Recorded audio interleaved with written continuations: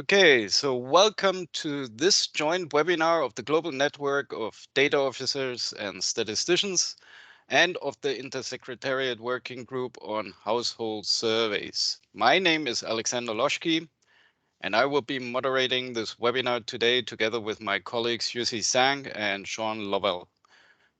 We are very happy to have with us today Patricia Goerman and Mikelyn Meyers from the US Census Bureau, who will be talking about including respondent perspectives in international survey development to improve quality and comparability of data across languages. The foundation of high quality data is the design of surveys containing clear and concise questions. Well understood questions help to ensure that differences found in response distributions across populations are valid and not an artifact of respondents interpreting survey questions. When a survey spans multiple countries or languages, it is even more challenging to ensure this. In this webinar, our speakers will first discuss best practices of survey translation. Next, they will turn to the topic of questionnaire pretesting methods, focusing in particular on how we implement the methods to test translated questionnaires at the US Census Bureau. And among other things, our speakers will present a few emerging methods for including respondent voices in survey development. Let me now tell you a little bit more about our speakers. So Patricia leads the Language and Cross-Cultural Research Group in the Center of Behavioral Science Methods at the US Census Bureau. Patricia has 18 years of experience in the development and pretesting of multilingual survey instruments with a focus on Spanish language materials. Mikelyn is a sociolinguist with 14 years of experience researching the design of linguistically and culturally appropriate translated survey materials. She works in the Language and Cross-Cultural Research Group in the Center for Behavioral Science Methods at the US Census Bureau. So before I hand over to Howie, I just want to mention a few words, who will mention a few words about the Intersecretariat Working Group on Household Surveys. Let me just say a few practical things. So we will first hear the presentations of our speakers, and we'll then have a Q&A session at the end. Our session today is 90 minutes long, so we expect the talk to be roughly 1 hour long, and then we will have about 20 minutes or so for Q&A. Please feel free to write comments and questions into the meeting chat at any time. So this gives us then the chance to see a little bit what you will be interested in asking later on. And then during the Q&A session, you can ask the question yourself if you wish by unmuting yourself. So raise your hand for that, and we give you the floor. And then I also wanted to mention that we will record this Global Network webinar, and we will make it available on the Global Network of Data Officers and Statisticians at yammer.com/UNstats. And we invite you to continue the discussions on the Global Network after the webinar. So I will hand over now to Howie. Howie, the floor is yours. Thank you so much, Alex. Thank you, Patty and Mikelyn. Welcome. Just a few words. I'm not going to take more time about the Intersecretariat Working Group on Household Surveys. So we are a group that was established by the UN Statistical Commission in 2015 with 3 key main objectives. 1, improve coordination of household surveys at different levels, country level, regional level, and global level. And because we have, our members include 11 international agencies that all have something to do with household surveys and 10 member states. So we are working together. Second one is really to identify and look for really innovative approaches, and then really make the scalable ones, and then encourage the use of them or experimentation of new innovative approaches. This is why we're here today, because it's really a great job. It's really fantastic work our colleagues from the Census Bureau that have been doing on testing questionnaires, which is super, super hard. And then many countries are very interested in learning from your experiences. Lastly, we're here to advocate for the importance of household surveys, and also this is one of the reasons we're here. So that's about. Thank you, Alex, for great collaboration. We've been working for quite a few times already, and it's really fantastic collaboration. And I think one of our group moving forward, so we had prepared a position paper. I'll put the link. It's called Positioning Household Survey for the Next Decade. And one of the two of the priority that we have identified. So there are 8 priorities over there on the paper. But our group, after discussing with our countries, one thing is to work on data integration. And the other is to work on inclusive data. But even data integration is there to improve inclusive data, to make sure the most vulnerable and the usually left behind, people with no voices are being reflected in our data. So how do we do this? And we will hear more from Patty and Mikelyn. With that, I'll hand over to you. Thank you. Thank you very much. Let me go ahead and share my screen and get the presentation started. Okay. Well, thanks again everybody for having us. My name is Patricia Goerman, and I'll be presenting today along with my colleague Mikelyn Meyers, and our co-author Yazmín Garcia Trejo is also here today, and she might pop in during the Q&A section at some point. We would like to thank members of our Language and Cross-Cultural Research Group and the many different sponsors of our Census Bureau research over the years, and we will draw on lessons learned over the years for this talk, basically. So just to tell you a little bit more about us, we work for the Center for Behavioral Science Methods at the U.S. Census Bureau. Much of our work focuses on review and pretesting of survey translations.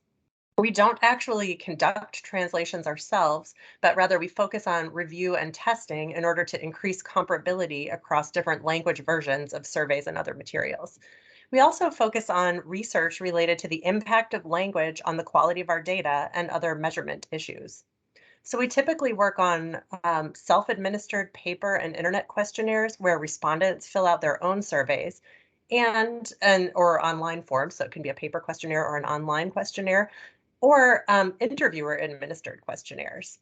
And we also work on supplemental survey materials such as brochures, letters, and website landing pages to encourage people to participate in surveys. This slide shows an overview of our talk today. We'll start by giving an illustration of the complexity of multilingual survey design. We'll give a brief overview of survey translation best practices. And then next, we'll talk about bringing respondent perspectives into survey design through pretesting. And finally, we'll talk about some exciting new emerging methods for accomplishing that goal. So the first topic we'll discuss is the complexity of multilingual survey design. In multilingual survey design, the key goal is to work towards asking the same questions across diverse types of survey respondents, both within language groups and across different language groups.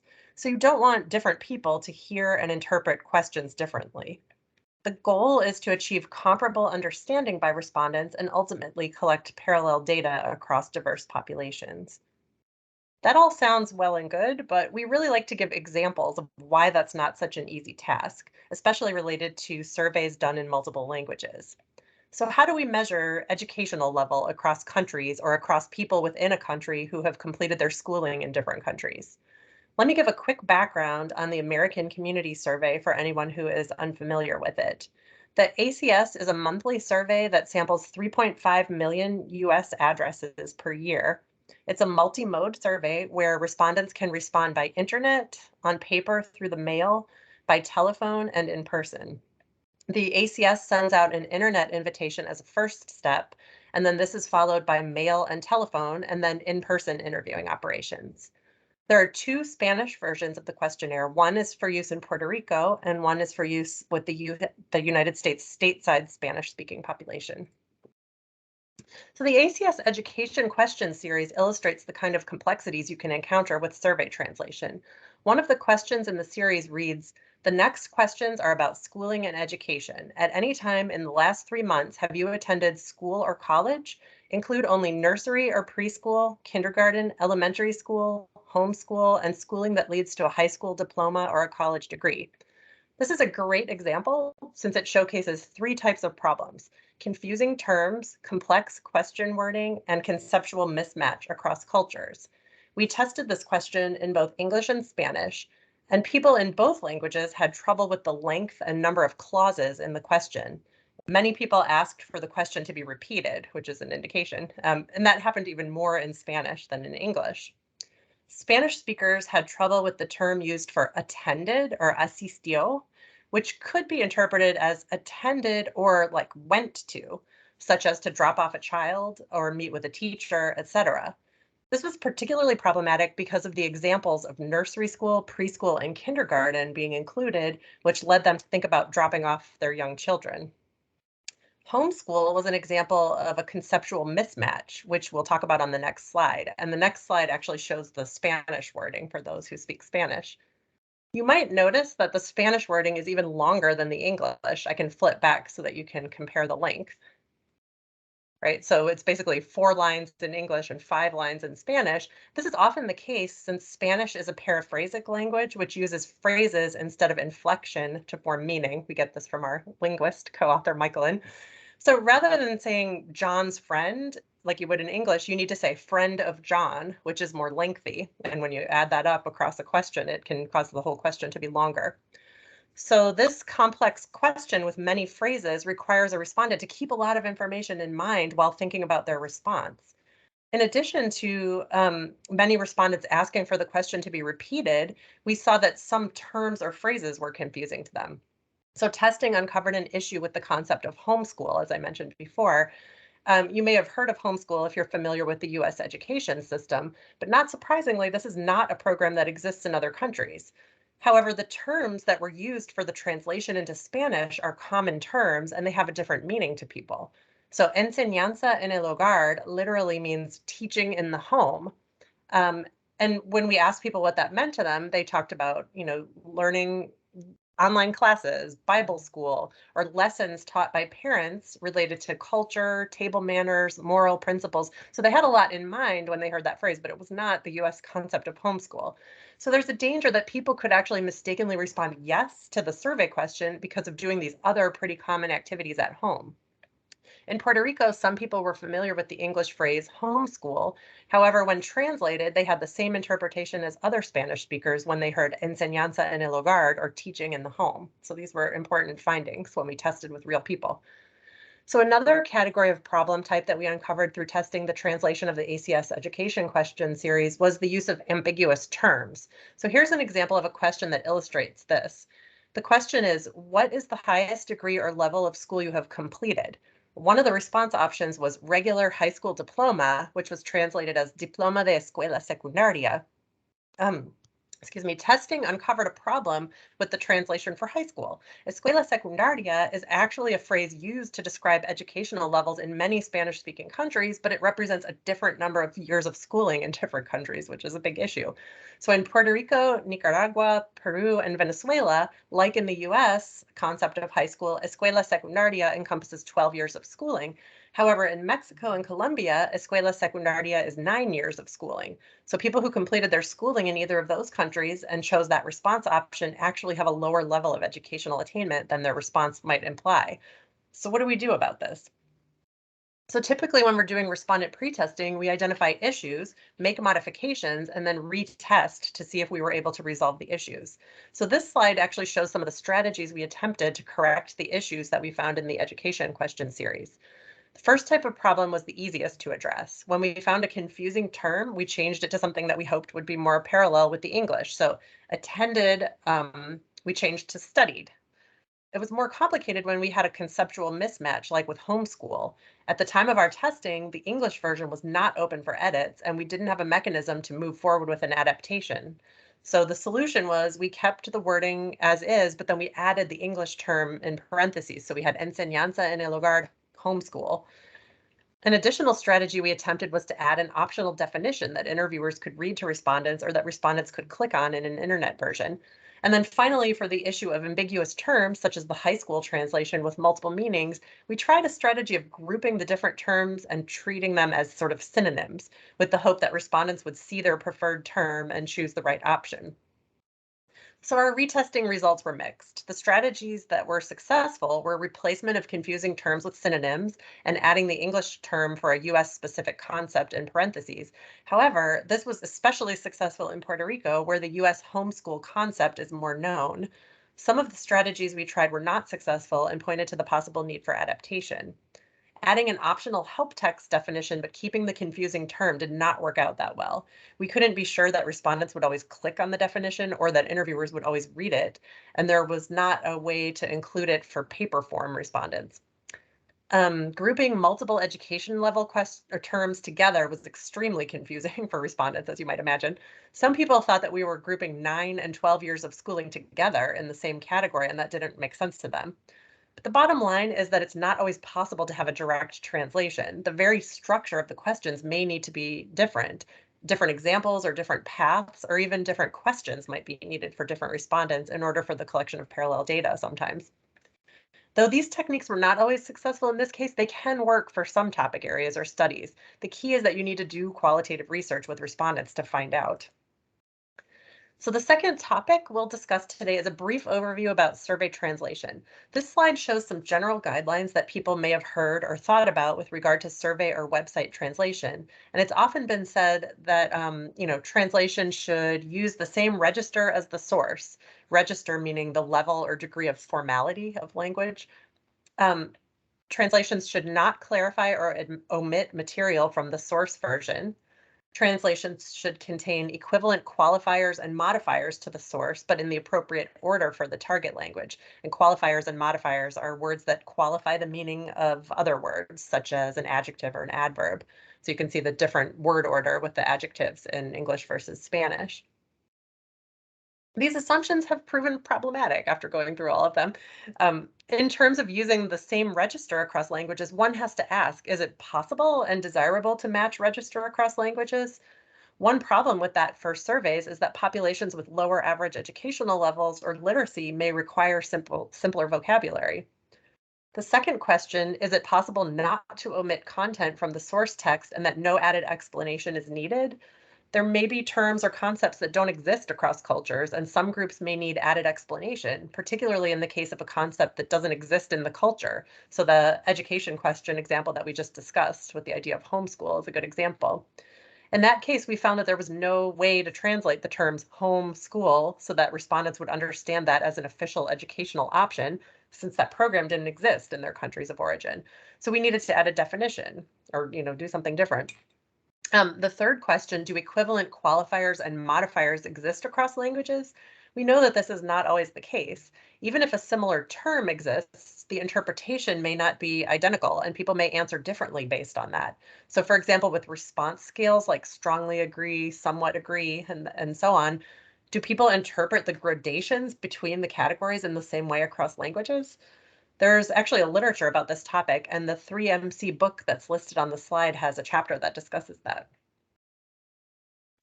So in the recent literature on survey translation, one of the best practices is to do team or committee translation as opposed to back translation, which was kind of en vogue years back.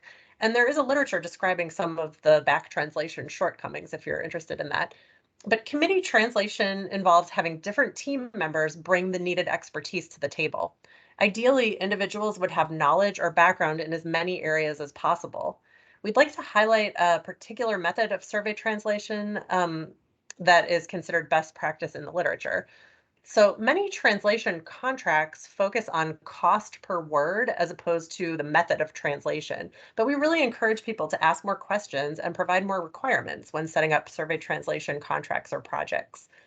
The typical team or committee translation process is that the team members each translate either the whole survey or different segments, and then they produce written comments about how it went and what thoughts they might have about it. And then there are reconciliation meetings where people compare notes and comments and try to come to a unanimous agreement about things that are difficult or ambiguous to translate. When disagreement arises, final wording decisions are made by an adjudicator. Many researchers point out that review, pretesting, and documentation of decisions and terms are also crucial components of the translation process itself. So on the whole, when hiring translators, knowledge of and experience with survey translation in particular, as opposed to other types of translation, is very important. The idea that you are striving for parallel data and respondent understanding is really key. So the third topic we'll touch on today is respondent pretesting of survey instruments. This is a critical step both for one language surveys and multi-language surveys. There are a number of common survey pretesting methods, and they can be divided into pre-field and field methods. So this talk today focuses on the pre-field methods highlighted on the slide, and then we will also discuss one field method in our emerging new methods section at the end of the talk. So an expert review can be completed prior to respondent pretesting, or when time or funding does not allow for respondent pretesting. It can also provide a basic evaluation of a survey translation. If a translation was completed with a single translator, or you don't know exactly how it was completed, an expert review is also a way to get more knowledgeable eyes on the translation. So typically, expert review involves 3 or more independent reviewers who are fluent in the target language and who have different types of expertise. Relevant types of expertise include subject matter expertise, or people who are experts on the goals of the actual survey questions, certified independent translators, but ones who are not the people who did the actual translation, bilingual survey methodologists, linguists, or social scientists who know about questionnaire design. Not every reviewer will necessarily meet all of these criteria, but they will work together as a team to come to consensus about the best possible wording in each language. So the steps involve each reviewer researching and commenting on the translation independently. A team lead will typically compile all the reviewer comments, and then team members will attend a consensus meeting to discuss their recommendations. So it sounds a little bit similar to the committee approach to translation, right? You can do this step as a separate piece if needed. If consensus cannot be reached, an adjudicator, typically the team lead, makes a decision similar to the actual committee approach to translation. Finally, the recommendations are documented. The advantages of expert review are that this method is often lower cost and faster than respondent testing. However, expert review should supplement rather than replace respondent pretesting whenever possible. It's really always the case that respondents can react very differently than experts do to a particular translation or survey question wording. So in the next section, we talk about cognitive interviewing and usability testing, which share a lot of similar characteristics. Cognitive interviewing involves testing via one-on-one interviews to evaluate whether respondents interpret, comprehend, and respond to survey questions as intended. Respondents answer survey questions and are then asked probes to gauge their interpretation or understanding. Cognitive interviewing is typically used to test paper questionnaires or interviewer-administered questionnaires, which you will be administering either over the phone or face-to-face. Usability testing involves measuring efficiency, effectiveness, and satisfaction while accomplishing tasks on a website. So for usability testing of surveys, we focus on evaluating the user experience while they complete the survey, specifically looking for places where the participant does not answer questions accurately or easily, determining whether the participant can access the survey and exit it and finish the survey in a reasonable amount of time. And we also measure whether the experience is satisfactory. Usability testing should not be confused with user acceptance testing or user stories. While bugs or defects are often found during usability testing, the main goal of usability testing is actually to see how easy or difficult it is for the target population to use and interact with the survey. And then to also find out whether the data produced by the survey will be reliable and accurate. So we still factor in, are they interpreting the terms and questions as we intended, and are they answering them the same way across different kinds of people? So probing can be concurrent, where the interviewer breaks in during the survey taking event to ask questions, or it can be retrospective, where questions are asked only after the respondent has finished answering the survey questions. And sometimes a combination of the two methods is used. You want to be careful not to interrupt the flow too much or to kind of prime the respondent about how to answer by breaking in too much. So it's kind of safer to do retrospective probing in a lot of cases. When we conduct joint cognitive and usability studies, we often limit probing to be retrospective because we don't want to, if we're trying to look at the timing, how long did it take the person to get through, breaking in a lot can interfere with that. There are a number of typical types of cognitive interview probes. A think aloud procedure is when respondents are asked to talk out loud while they're filling out a form or deciding how to answer a question. Meaning-oriented probes elicit respondent interpretation of meaning. So a typical meaning-oriented probe might be, what does the term foster child mean to you in this question? An example of a process-oriented probe is, how did you arrive at or choose that answer? And then a paraphrasing probe might be, can you tell me in your own words what that question is asking? Finally, a recall probe would be, how do you remember that you saw a dentist 3 times in the last year, right? So just kind of finding out the person's real situation and then comparing that to how they actually answered the survey questions to see if you can find any mismatches. Okay, and now moving on to a discussion of the 3M, or multinational, multi-regional, and multicultural context. There's been little comparative pretesting research. However, there is more related to cognitive interviewing than to other methods. In practice, there's often a lack of complete pretesting of multilingual and multicultural instruments. And this is often related to cost or a lack of knowledge as to how to best carry out such testing. In current practice, there are 2 main uses for cognitive testing in 3M projects, and some of these might fit with the kind of work that you all do. First of all, cognitive testing is often part of the development of cross-cultural, cross-national survey instruments or surveys. So for example, the European Social Survey, right? They field a lot of surveys across different countries. The method is often also used to test pre-existing or newly developed translations, and that's more common in the US in agencies such as the Census Bureau, where we're surveying everybody within one country, but there are a lot of immigrant populations or non-English speaking populations that it's important to include in the surveys. The main goals are to identify terms, concepts, or questions that function differently across cultures, and to identify and test new revisions that would create more parallel questions across languages. So I want to mention one caveat. Some researchers have identified cultural differences among cognitive interview respondents, and they've discussed the fact that the method may not work as smoothly in some groups as in others. So the method was first developed with Western and in particular English-speaking respondents in mind, and there's evidence that some language or cultural groups can have difficulty with typical techniques and probe wording. Ongoing research has focused on issues such as whether being bilingual or monolingual impacts best practices for respondents, whether respondents are internet proficient, and we've also looked into literacy issues. So there's quite a lot of cool research areas that you can get into involved in this pretesting methodology. The literature also includes ways to adapt the technique to different groups, but more research is really needed, I think. In our research, we typically think that users for our translations are going to be, it's sort of an assumption, they're going to be monolingual speakers of the target language. If they were very proficient in English, we might expect them to use the English version of our websites or paper forms. However, in some of our cognitive and usability pretesting in Spanish, we found that the more monolingual respondents, even those who had experience with smartphones or computers, sometimes lacked a specific kind of internet proficiency or form literacy that was needed for web surveys. So we sometimes have asked ourselves, would that person actually fill out a web survey, or might they end up in the face-to-face survey universe? So there's quite a lot of fun research topics to look at, I think, in this arena. So we'd like to end this section by giving 2 more examples to illustrate the importance of including respondent perspectives in multilingual survey design through pretesting.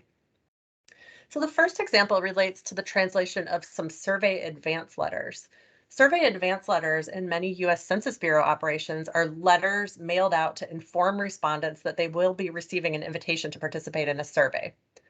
Back in 2006, we did an advanced letter pretesting project for the American Community Survey, and the letters were first written in English and then translated into Spanish, Chinese, Korean, Vietnamese, and Russian. Some messages included in the letters were that the survey will be coming, your response is required, and some details about why participation is important, such as, to help your community get its fair share of federal government resources. The issues that were found in testing varied by language. So respondents felt that the letters were too long, messages were presented in a strange order for some people, and then legal language about laws that protect confidentiality sounded intimidating. And then some people said that it was hard to understand the main point of letters. So Yuling Pan and colleagues pointed out some interesting thoughts after doing this testing. And basically what they pointed out was that the advanced letters were written using English and Western letter writing conventions, which include presenting the main message first in each paragraph with background or detailed information coming later. According to Pan et al., Asian language letter writing conventions in particular follow a different order with messages. So first, one would want to express politeness and establish a common ground with the reader, and then main messages would appear at the end. So the solution for finding that respondents were struggling with this Western order of the main message first and then details later, the solution that was proposed was to change the message ordering of the letters and include additional explanation where needed for the specific languages. So basically an adaptation of the letter writing style and content was done. Because the letters were not survey instruments themselves, it was easier to include adapted content that didn't have to be exactly the same across languages, but as long as the main same messages were somehow included, that worked out well. We may not have realized this issue without respondent testing, right? A lot of effort and work went into the original versions of the letters, and then we sent it to a translator. And if we had stopped there, we would have not realized this at all. Okay, so for a second example, to illustrate how critical review and respondent testing can be, we wanted to mention a difficulty we found in some testing of US Census form translations in Russian. So with the initial translation, some general confusion arose surrounding the request for a middle initial. So you see that the census form asks for first name, MI, which stands for middle initial, and last name. Translators pointed out that Russian names do not typically include a, quote, middle name. And Russian-speaking researchers informed us that Russian names are formatted as first name, patronymic, and surname. And the patronymic is a name derived from the name of a father or ancestor, typically with the addition of a prefix or suffix. So for example, Johnson, O'Brien, Ivanovich, right? The middle initial request was translated as second initial for the Russian, right? And some respondents understood that to indicate a place for the first initial of the second or patronymic name, while the meaning of that little request confused a lot of other people. They didn't know what was supposed to go there, because that's really not how they usually write their names. So the researchers recommended replacing second initial, instead of saying second initial, why don't we say first letter of patronymic, just so that people aren't confused and they know what they could put there. And then we retested that new wording and we found that it was more clear to respondents. Now, whether it's a good idea to capture names with a name, letter, name format across languages is kind of a larger question and a larger issue. One reason that it's important to think about names is that with increased record matching across surveys and administrative records use, it's important to try to request names in a similar format across different surveys so that records can be linked for research purposes. It's also interesting to think of whether immigrant respondents living within a country that uses a particular name format might become familiar with that over time. It's a complex issue, basically, but one that deserves consideration in survey design, and really respondent testing is a great way to see, are people struggling with how you're trying to do this? So we would now like to shift gears to talk about our fourth topic, where we'll touch on some newer emerging methods for survey translation and testing. So I'm going to turn it over to my colleague, Mikelyn Meyers, to give this part of the presentation. And I will stop sharing so that she can take over. Thank you, Patty. If I can. Okay. Let me go ahead and show my screen.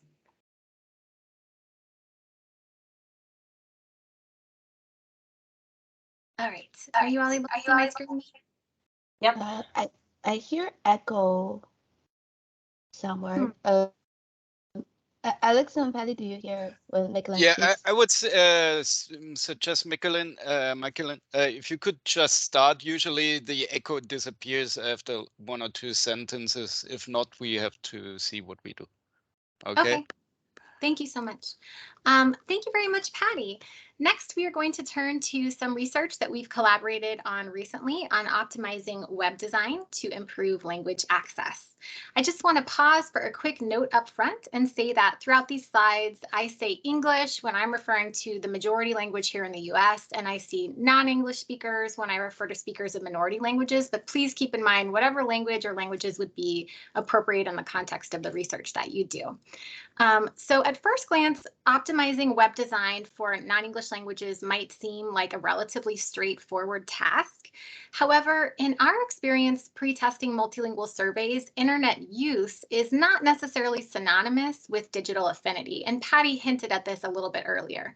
So, for example, we found that when we recruit Spanish speakers for usability testing who report that they use the internet regularly, they often report using the internet to access social media like Facebook, to read emails, or to send text messages via apps like WhatsApp. These types of activities often do not translate into the digital affinity that's necessary to complete a survey online. Instead, online activities like online banking would be more similar to the digital skills a respondent needs to complete a survey online. And some other examples would be maybe paying bills online or shopping online or anything that's going to require you to fill out forms or set up an account. As a result, having internet access and using the internet regularly are necessary, but by themselves, they are not sufficient to enable respondents to complete our surveys online. And this is a really important topic because a lot of surveys are being conducted online these days.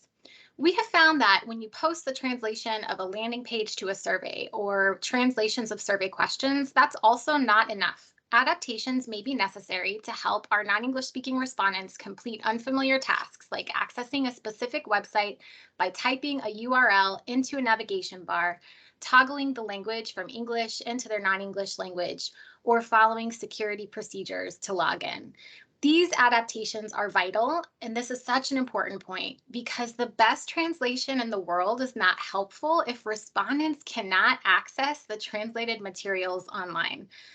One topic that we think about a lot is the idea of language access and language justice. So language access says that, respondents have a right to have their voices be heard or to participate in any type of data collection that we do.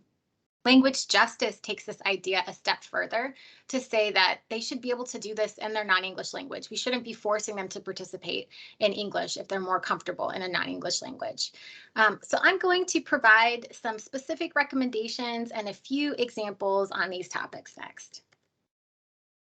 So beginning with designing URLs for non-English speaking respondents who might have lower digital affinity, we recommend that those URLs be provided electronically whenever possible. So that could be via emails, via text messages. I know that all of us have seen QR codes become increasingly popular since the pandemic.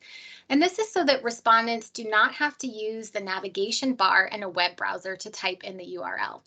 These URLs should also be highly ranked in search results when possible. In our research, we found that many of our respondents actually searched for URLs using a website like Google rather than actually typing them into the navigation bar.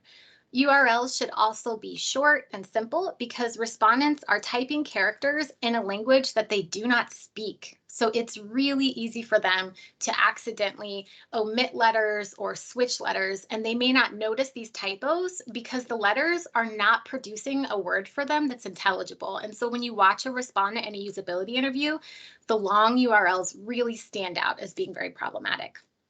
Finally, URLs should send respondents directly to a target language version of the survey whenever possible. So what I mean by that is do not send them to a landing page in another language like English where they need to toggle the language to access a translation. In the next few slides, I'm going to lay out exactly why that's so important, and I spend a little bit of time on this topic. So when we pre-test online surveys, we've noticed that many respondents who speak languages other than English react in surprise when they receive bilingual mailing materials, but then follow a URL to a landing page that's in English. Some respondents have their browsers set to a non-English language. So what happens when they hit this landing page in English is that their browser detects that they've hit a website in a language that they don't speak, and it offers them a machine translation of that website. Some of them use that machine translation, which can provide inaccurate or even offensive translations, while many others break off without even searching for a toggle to switch the language. Some of our survey sponsors were very puzzled by this behavior because they assumed that a respondent who did not speak English would automatically search for a way to translate the website into their language. Let's talk about why respondents don't necessarily do that. This is one of my favorite topics to present to a group as a sociolinguist, so I'm here just having an opportunity to talk about one of my pet hobby topics here. There's a concept in discourse analysis that explains this behavior pretty neatly. The Gricean maxims are conversational norms that say when two people communicate, each assumes that the other is trying to cooperate in order to convey information. And each also tries to give information that is relevant using a method that is understandable. This really explains a lot of the problems that we find with survey questions. And in the context of conducting online surveys, this means that respondents assume we will send them to the most relevant resources for them. They assume that we have good intentions and we understand how this communication works. So in our case, when the U.S. Census Bureau mails respondents a letter and it's in English and Spanish, maybe English on the front and Spanish on the back, respondents assume that the Census Bureau must know that they speak Spanish and they follow the URL. And when the page is in English, they assume that if a Spanish page were available, we would have sent them to the Spanish page from the Spanish letter. And therefore, there must not be a Spanish version available. And this is not surprising to them because they often encounter situations in the US where there is no Spanish translation available to them. I saw a question in the chat while Patty was giving her presentation, so I actually quickly added 2 bonus slides that aren't in the PDF that Alex may have distributed already, but I saw some chatter about machine translation and how it's possible to access that and what that looks like. So I wanted to pause for a second here and talk about why it's problematic for respondents to use the machine translation that their browser might automatically offer them if they hit an English landing page. So as natural language processing technology improves, there's a lot of interest in machine translation. And in our experience, a human is still necessary to review and to edit translations. Many machine translation tools tend to work better for certain languages like Spanish than for other languages like Vietnamese, for example, because of the amount and the type of content available online in those languages. So the corpus of data that this natural language processing can draw from. In some languages, cleaning up a machine translation for a translator could actually be more labor intensive than just starting from scratch altogether. So let's talk about some examples from our research of the pitfalls of machine translation. So machine translation really struggles with ambiguous terms. So terms that can have 2 different meanings. So we had an example in some usability testing that we conducted in the lead up to the 2020 census for what they call breadcrumb labels, which is those sort of circles that you can use to navigate across the top of a survey if you want to skip from one section to another. So the breadcrumb label for sex in Korean was translated as sexual intercourse instead of biological sex by the first machine translation that was input into the instrument erroneously at one point. And this is obviously not something that the U.S. Census Bureau wants to be fielding to respondents. This is one of my favorite examples. We were doing some Spanish usability testing, and there was a button on our dashboard that said curriculum vitae. And I was with the respondent and we couldn't figure out what that meant. And I actually toggled the language to English to try to understand what that button was supposed to do. And that was the translation for resume, because the machine translation wasn't really able to tell if that should be resume or if that should be resume. And Patty talked a lot earlier about discourse challenges, like needing to reorder where the main idea goes in different languages. There's also bigger concepts, like how do you account for immigration patterns that are relevant for your specific audience? How do you make sure that the term that you're using is understandable to speakers from many different national origins? I'm not going to concentrate too much more on that, but I did just want to share a couple of fun examples about why it's not great for respondents to use the machine translation that they're offered instead of the official translations that we produce for them. So In order to prevent breakoffs or respondents from using machine translation, we do recommend taking respondents directly to the target language landing page whenever possible. It's also important to put the language toggle in a prominent position relative to the task that the respondent will be completing. And let's walk through a few examples of that. So the picture on the screen right now is an example of an early design of the 2020 census landing page. The circle on the screen right now is showing you where the primary task is located for most respondents. And that primary task is to log into the survey. And this is actually where most respondents' eyes are attracted on the screen when we do use technology like eye tracking software to measure that. And it's probably because of that very eye-catching blue login button. Toggle to switch from English into another language like Spanish is located in the upper right-hand corner. The text to access this toggle says select language. So that's in English, and it's unlikely that a respondent who doesn't speak English would notice that or know what it means. It's also not in a very prominent position. The mobile version of this menu has a design that's even less obvious. It's what people sometimes refer to as a hamburger menu with 3 horizontal lines. We found that many non-English speakers did not attempt to switch the language from English to the target language when they were presented with this landing page. We're currently researching alternative designs for landing pages using online non-probability panels. These designs incorporate more visual cues, such as a globe icon. And on the screen right now, you can see a PC version of one of these pages and then the mobile version. The menu text is also shorter. We're actually conducting some A/B testing right now of English versus language as the name for this menu.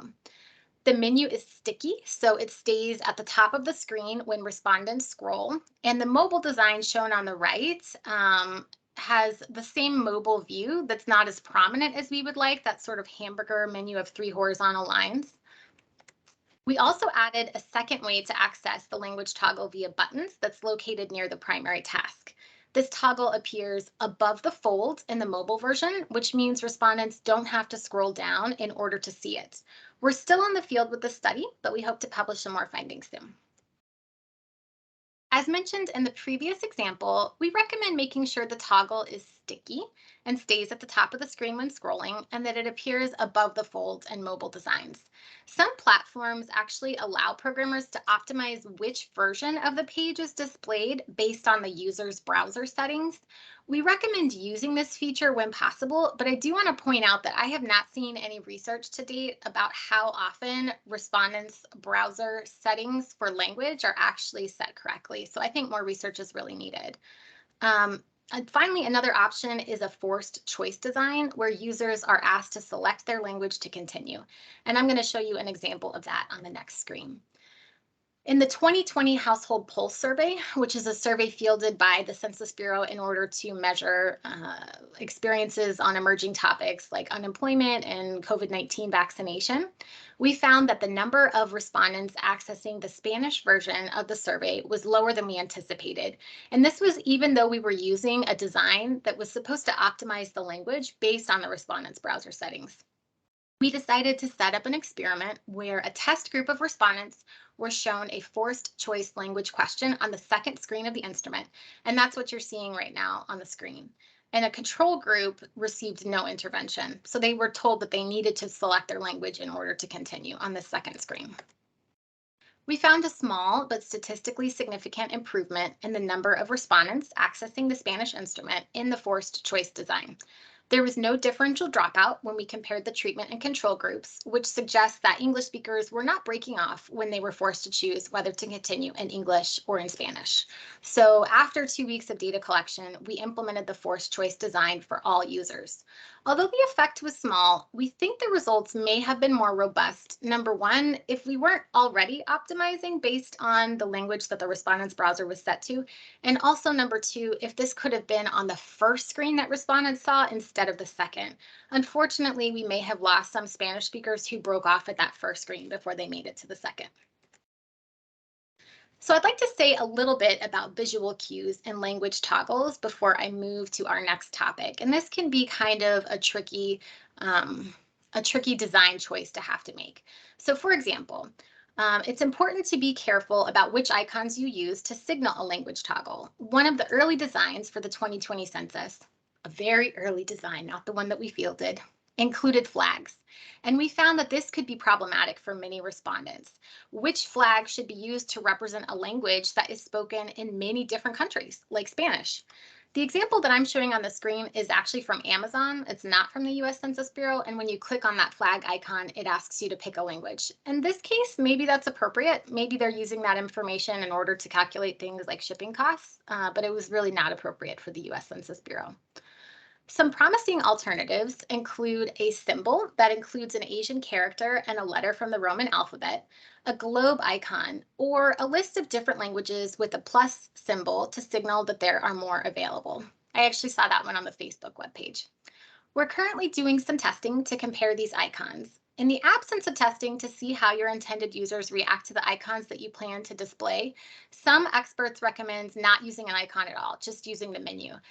I personally think it's really helpful to have something that's eye-catching and informative, and hopefully the globe icon or the Asian character and the Roman alphabet letter wouldn't be too problematic for many populations, but we should have some more test results on that soon. It's also important to think about the format that languages should be listed in. We recommend listing languages in both the target language, so the non-English language, and in English whenever possible. This helps a non-English speaker find their language, and it also enables an English speaker to assist them in finding resources that they may need. These lists can be ordered by population size or alphabetically. I've also seen them organized according to writing systems, so with alphabets that are written right to left, like Arabic and Hebrew displayed in one part of the screen, and then alphabets that are written left to right in another side of the screen. And this is something that it's important to think about when you're considering the list of languages that you're going to include in your survey. We're currently testing respondent preferences for ordering lists of languages in a language toggle menu. We were recently invited to collaborate with the digital.gov Multilingual Community of Practice Task Force to provide recommendations on language toggles. These recommendations have been written and they're going to be posted on the United States Web Design Systems website in the fall of 2022. If you're interested, though, I'm happy to share those with you on request. As I've mentioned a few times in these examples, the U.S. Census Bureau has also been conducting non-probability panel online testing with monolingual and bilingual respondents to compare different designs. Our data analysis is still in progress. We're actually just coming out of the field this week, so I'm really excited to see what some of the results are. Turning now to an emerging question that we've been grappling with at the Census Bureau, we've been really interested in the usage of non-probability panels to conduct online surveys or even to conduct online pretesting like cognitive testing. And we've been doing some research on data quality when we use these panels to conduct testing in non-English languages. Let's start with a bit of background. The usage of online opt-in panels in the US is becoming much more common nowadays. Although online panel providers have tools to scrub and provide a clean product to their clients, it's not clear how these scrubbing processes are calibrated in other languages. So for example, there might be only a few staff who are dedicated to non-English languages, and also algorithms that detect data quality problems may be optimized for English, and they may not be optimized for other languages. So how can we tell if the data quality in online opt-in panels is comparable across languages? We used data recently from some open-ended responses to online cognitive interviews to explore data quality issues across languages. So for this project, we concentrated on 3 specific research questions. The first was, can open-ended probes help identify response quality issues in online panels in English and in Spanish? The second was, if open-ended probes in Spanish have more response quality issues than in English. And we actually formulated that research question first because of the limitations that I mentioned on the last slide about panel vendors in the US and their ability to provide that type of data cleaning. And also based on our experience conducting in-person cognitive interviews in Spanish, we knew that Spanish-speaking respondents may not be familiar with the conventions of completing online surveys or might experience challenges interpreting translated questions and response options. Our third research question was whether open-ended probes are helpful in determining which responses should be eliminated or replaced. And for this question, we conducted an exploratory analysis that I'm going to show you on flagging cases that might need to be removed due to data quality issues. The data were collected via an online opt-in panel in English and Spanish from a convenient sample as part of a round of online cognitive interviews to pretest questions for the 2020 Census Attitudes Survey, a public opinion survey about people's behavior and participation in the 2020 census.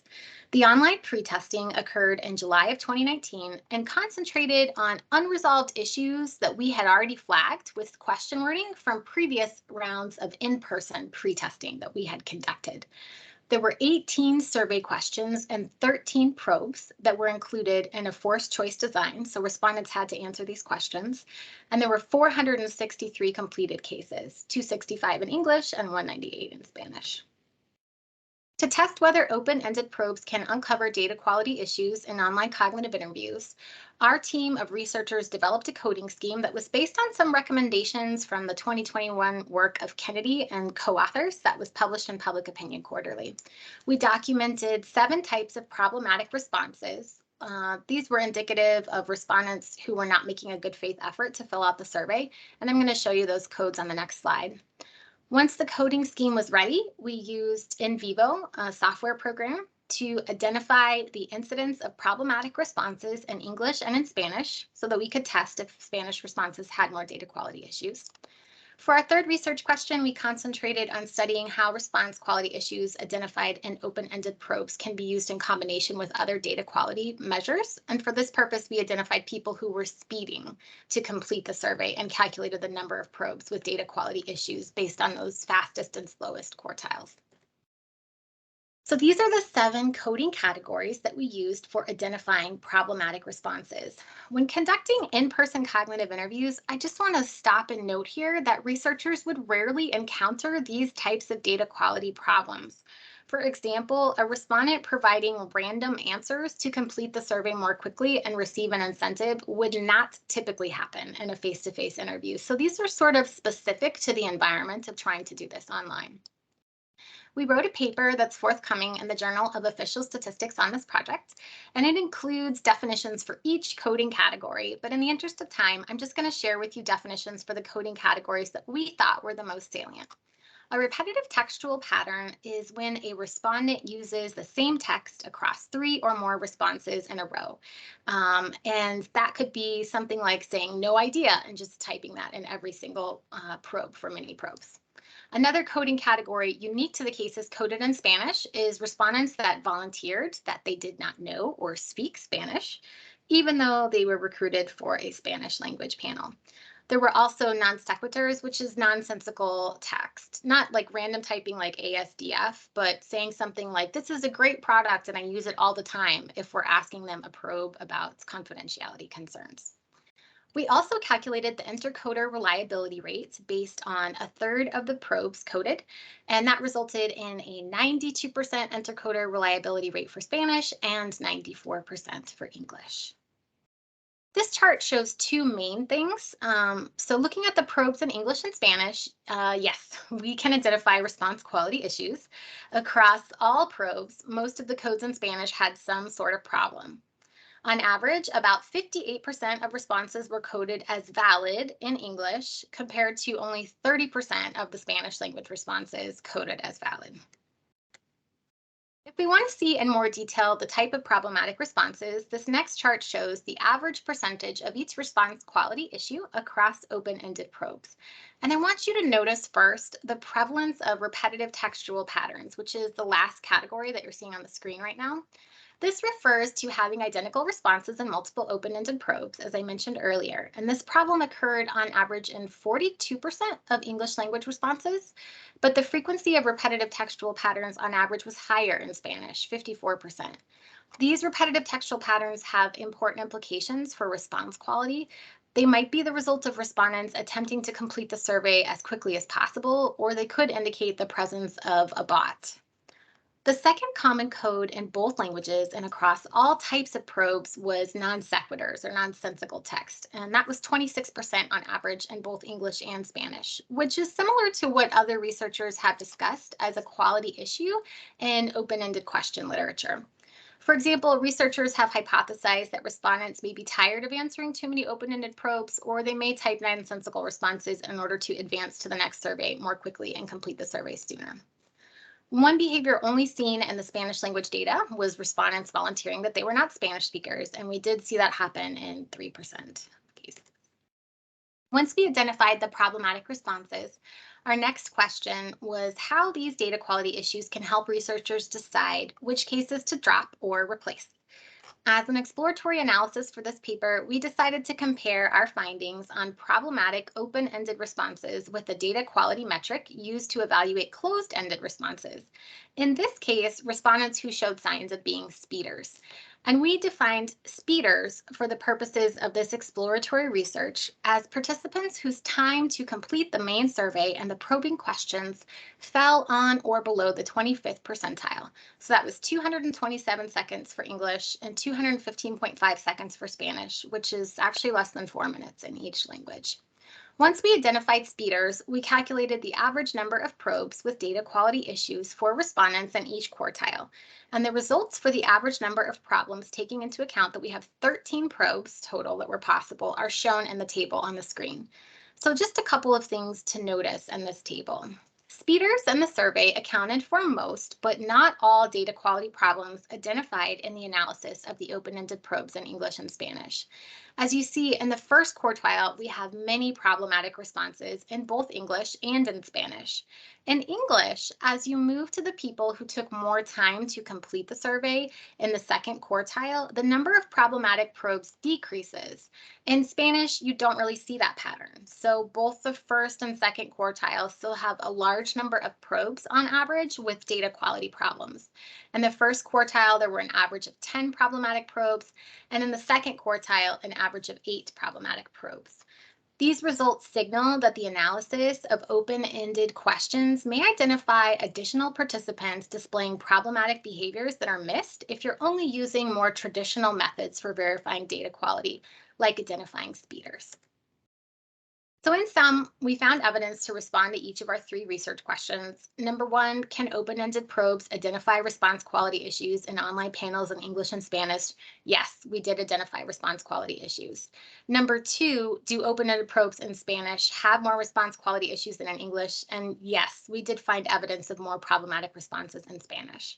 Number 3, are open-ended probes helpful in determining which responses should be eliminated or replaced? And our exploratory analysis of open-ended probes helps identify problematic behaviors that are missed if you're only using traditional methods for verifying data quality issues, like speeders. So just a few quick limitations I want to share from this experience we had conducting the research. The raw data that we started with was likely of poorer quality than what researchers might typically receive from online opt-in panels.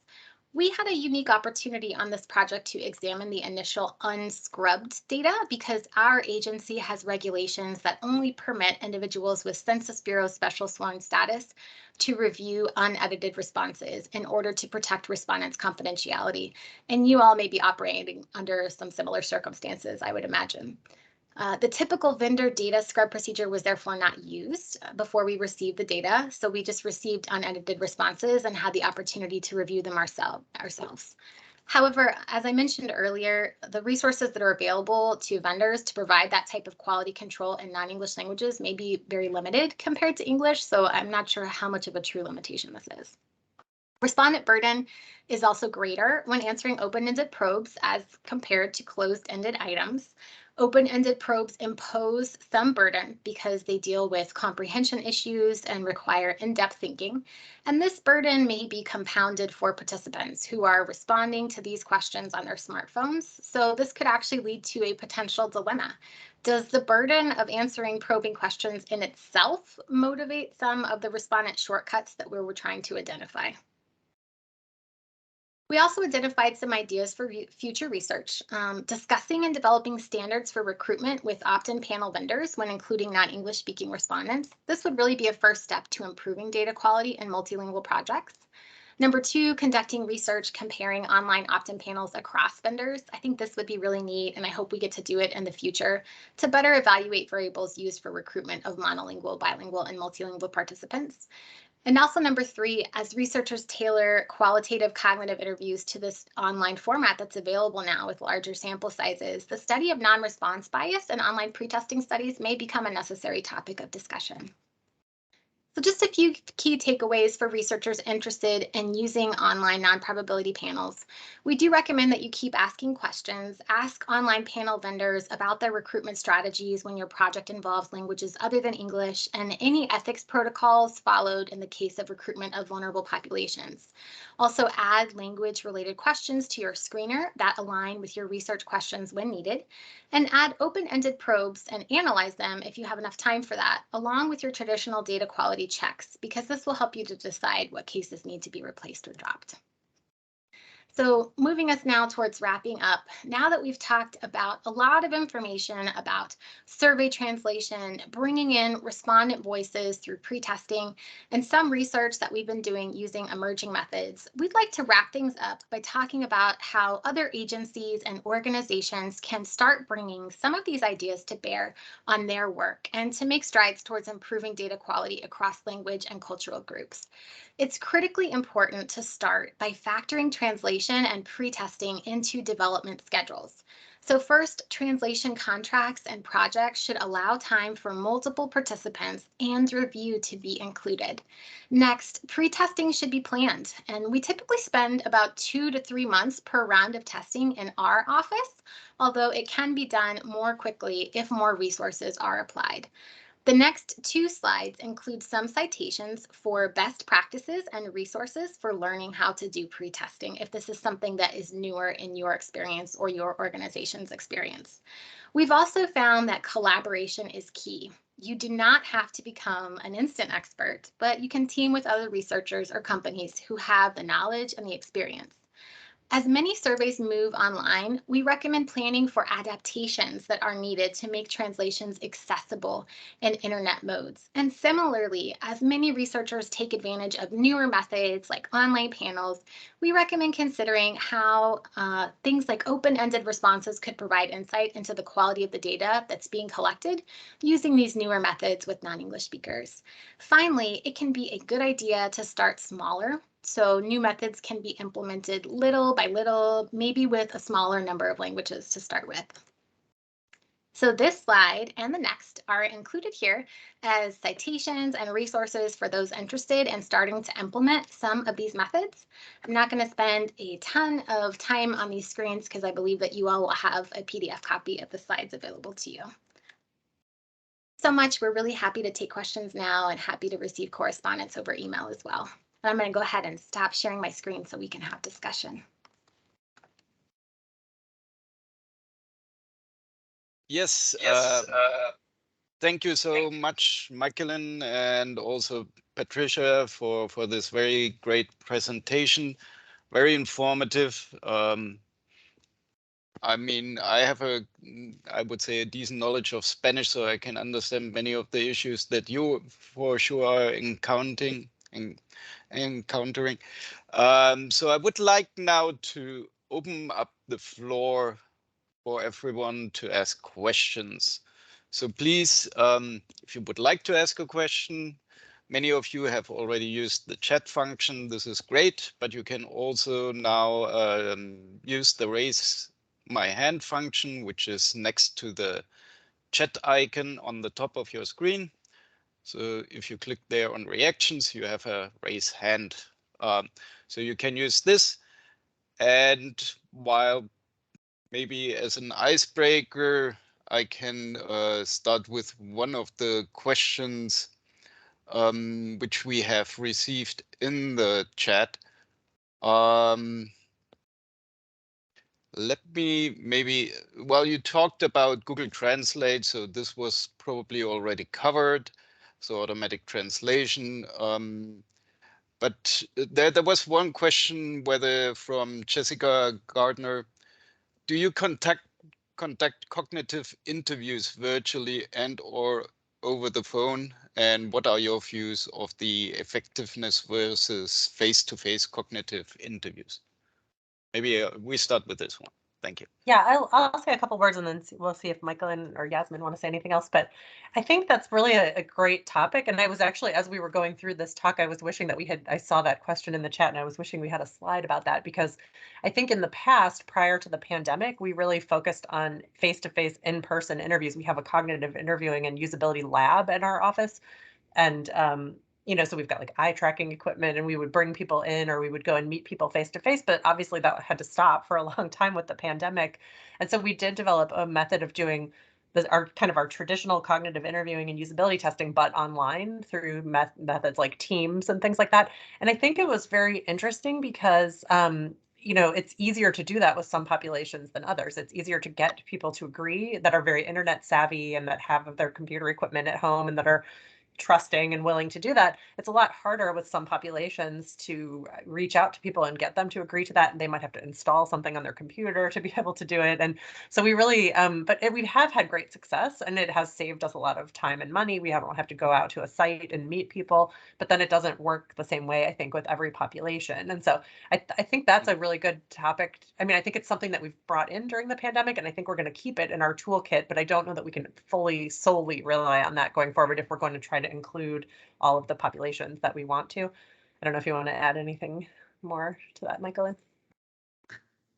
That was a really great and complete answer. I think the one thing I would add, and I'm not sure how similar this is to everyone else's experience, but our organization has a lot of specific policies about technology that we are allowed to use in order to collect respondent data. And that adds a layer of complication, because if respondents don't have this technology, as Patty mentioned, they have to install it. So you're walking them through a lot of steps that I think can be really intimidating for some respondents or off-putting and make them not want to participate. So I agree. It's definitely a great new tool that we have, but I don't know that it's one that we can rely on exclusively, unfortunately.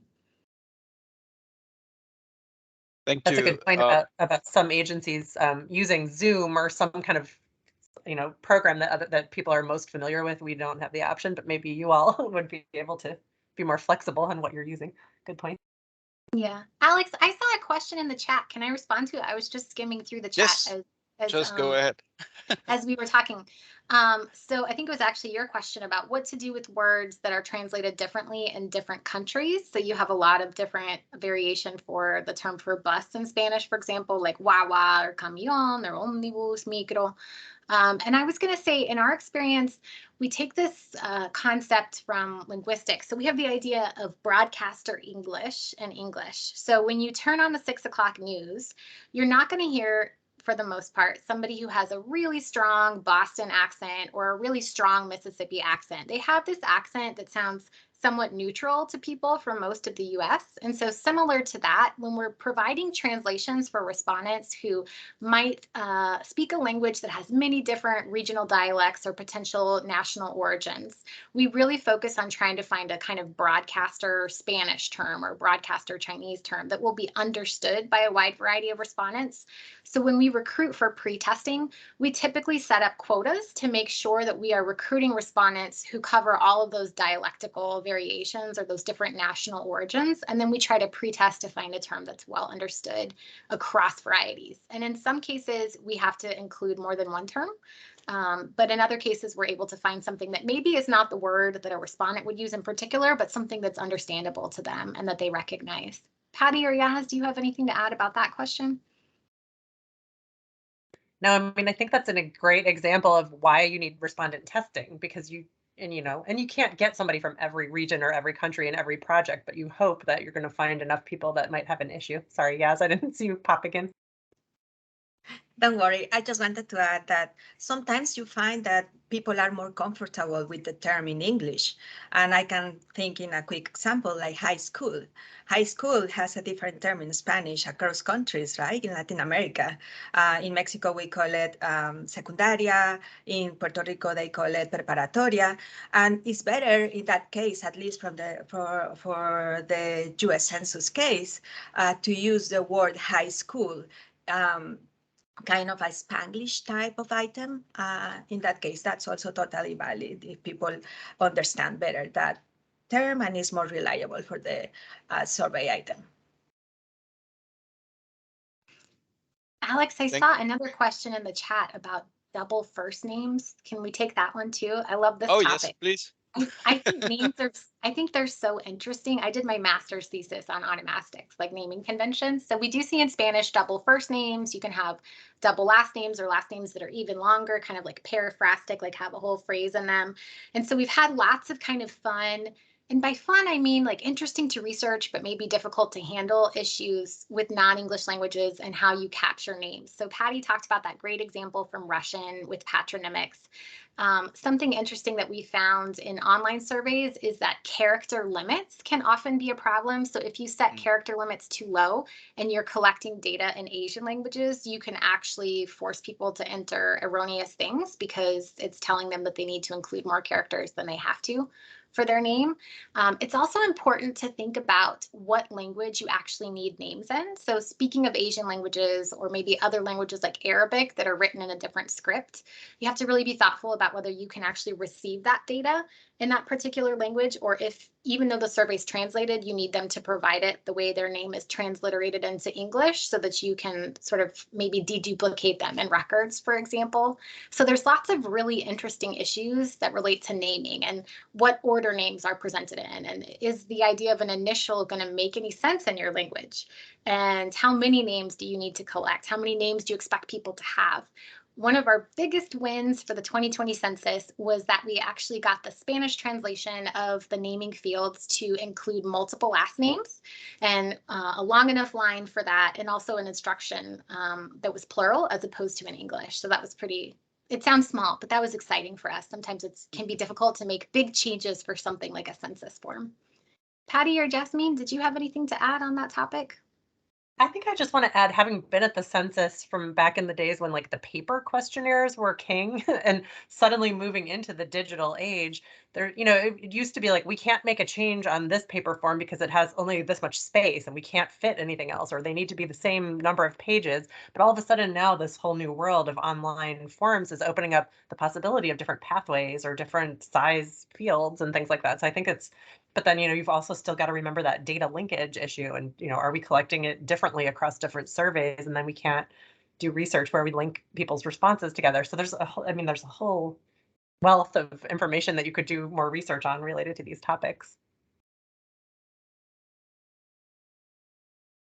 Okay. Yeah. Let me maybe try also again to say to everyone, please use the raise my hand function if you want to come in live.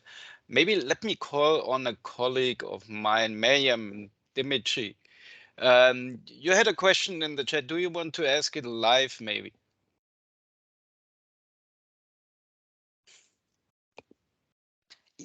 Thank you, Alexander. Thank you so much. Both of you, really, it was excellent and very informative presentation. We are all statisticians, but usually we don't really spend a lot of time for those kind of particularly pre-field testing. So thank you so much. My question is, you talk about, Patricia, you talk about the pre-field testing and how we can improve the quality of comparability across the languages. So I was wondering whether you also benefited from field testing to improve the quality. That was just to understand better how we can use field testing to improve the quality on that topic particularly. Thank you. Thank you so much. Sure. So there are, I went back to look at my slide. There are several field testing methods that we didn't really focus on today. One of them that is really neat, but kind of labor intensive is behavior coding. I don't know if you're familiar with that method, but what you can do is actually, like if it's a face-to-face survey in the field, like a doorstep knocking, you can actually record every case. So you can have recordings that you come back and then you code the recordings to find out, you can look at interviewer behavior. Did the interviewer read the question exactly as worded? And you can compare across languages. Oh, they did that always in English, but oh my gosh, look, in Spanish, they're always changing the question. I wonder why that would be. And then you can look at how did the respondent just jump in and give an answer, or did they say what? And then did the person have to re-explain it? And so that's been a really neat method. We've had a couple of projects where we compared that in English and Spanish, and you can see, oh my gosh, the question is very straightforward in English, but in Spanish there's so much confusion. And is it because of the interviewer behavior or the respondent doesn't understand? And so that's a really cool method, I think, for face-to-face surveys. You could do that for telephone as well. You could record, the interactions. And then, split panel field testing is another thing. That's often something you can do if, you've got a disagreement about what way might be the best way to collect data on a certain topic. You can field a test where you test it 2 ways, and then you look at the data quality coming back in to see, is there a big difference? Is it more parallel across languages one way than the other?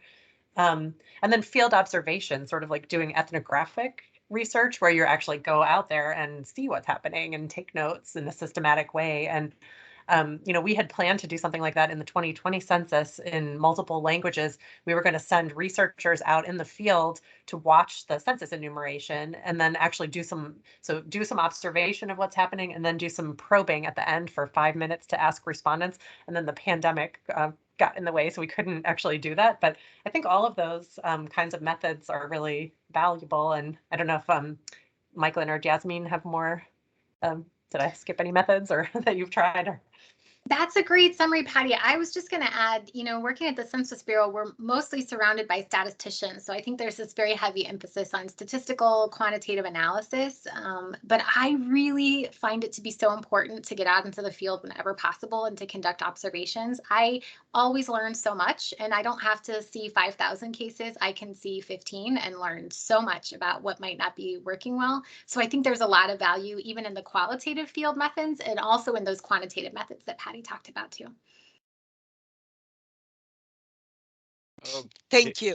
Just a quick question. Is there any documentation for field-based testing? I mean, particularly the from the 2020 census, if available? Just thank you. I can think of, I'll think of, I can send you some, if you want to send an email, I can look up some, I don't know about the 2020, but definitely from 2010, we had some good cross-language field testing. We were testing a different version of a questionnaire in Spanish and English. It's like, I'll think about that a little bit and see if they're good citations. Thank you. Thank you. Okay. Then let's take maybe another question, live question. So Lamin Diba, do you want to come in, please? Let me first congratulate the presenters for a very comprehensive presentation. I am talking from the Gambia. I know we are 4 hours ahead of the US. I followed keenly on the deliberations. I have one question or concern which I just want us to discuss. This regards the issues of translation between educational levels. We all understand that the different organizations, in this case, let me limit myself to UNESCO, that deals with international education classifications. All these organizations have standards that we normally use to translate between countries. And I want to know how much of these standards are being leveraged on when translating between countries, because we know in the Western world, the type of education systems are many, and they are still very different from what we have in the developing world. But again, there are classifications and translations between levels that were done by UNESCO, and even ILO, for instance, also has similar translations that has to do with education of the youth and so on and so forth. In the past years, I know most of the countries that we are dealing with are not new in these data collections. They might have already got some metadata about some data collections that they have done, either surveys or censuses. Do you refer to such metadata before starting any translation? Because we know the natural language processing of machine learning and AI are not as perfect as human beings are. They're as good as we ask them to be. But there are variations that happen every now and then, and these things need to be captured in our data collections. How much of these standards do you use in your translation, and how much of the metadata that exists do you fall back on when you are embarking on these exercises? Back to you.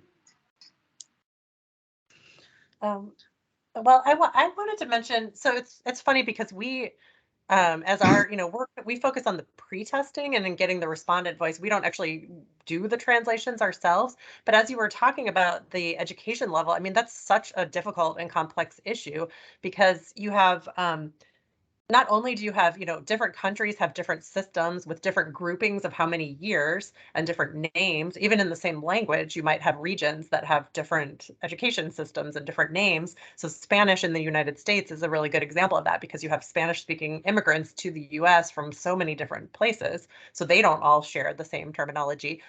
There was a team in Germany that was doing quite a lot of research on education level translation and how to handle these issues. They were developing, I'll have to look it up and I can send you the citation, but they were developing sort of a system where you could input what the person said in the field, like the name that they gave for their education level, and it could go into a database and sort of look up what does that mean if they're from this particular country.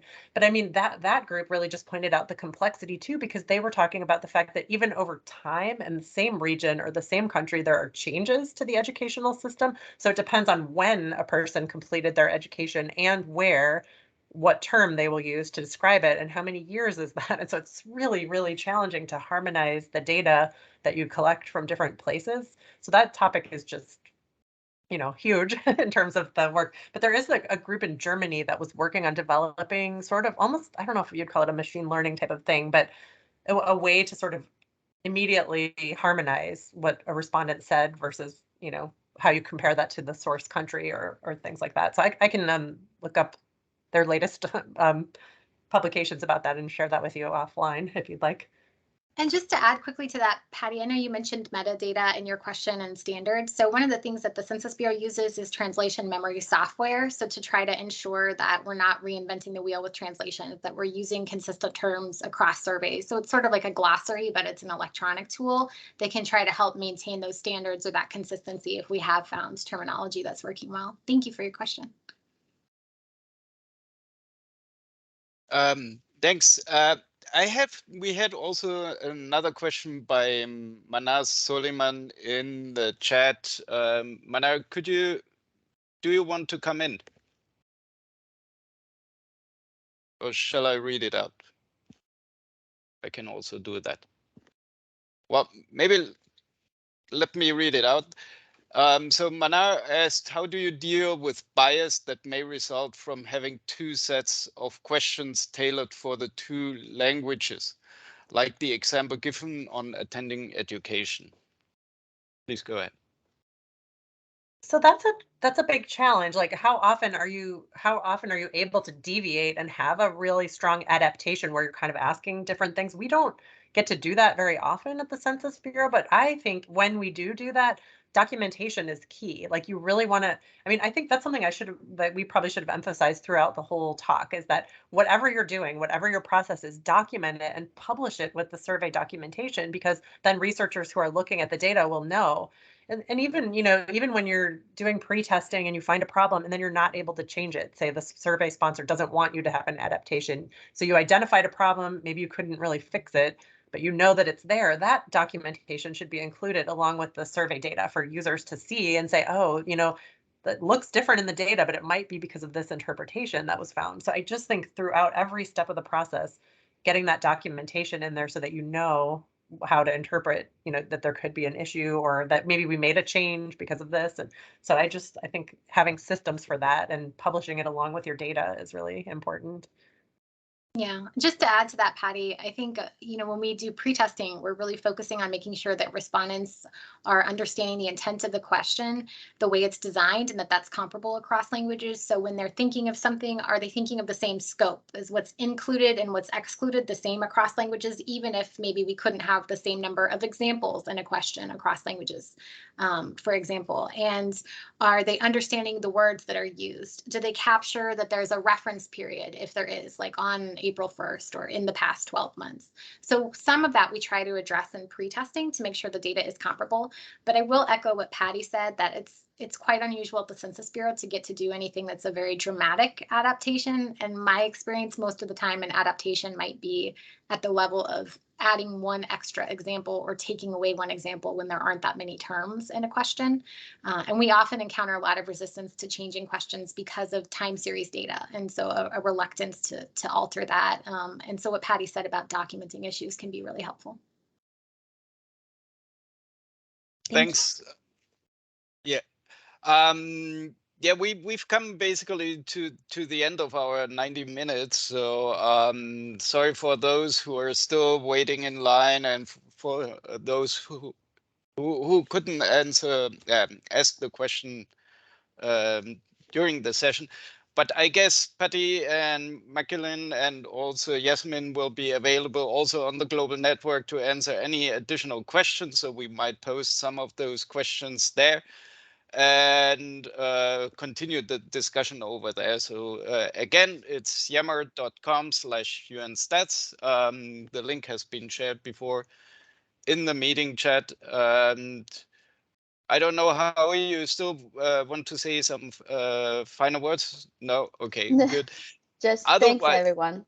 Yeah, thank you so much, Mikelyn, Patricia, Yazmín. Yazmín also did a great part in this presentation, although she couldn't speak today. And I would like to encourage everyone now to unmute themselves and give all three of them a big round of applause, right? Okay, so please join me.